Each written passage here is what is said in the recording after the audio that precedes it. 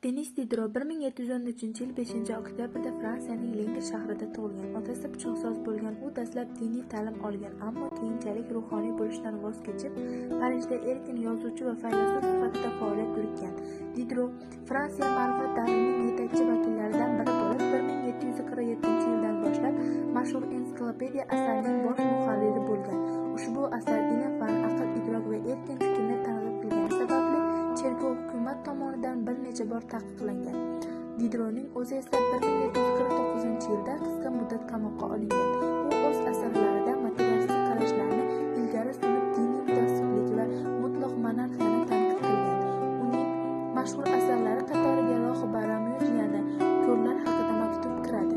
Hayotining oxirgi yillarida moddiy qiyinchilikka duch kelgan.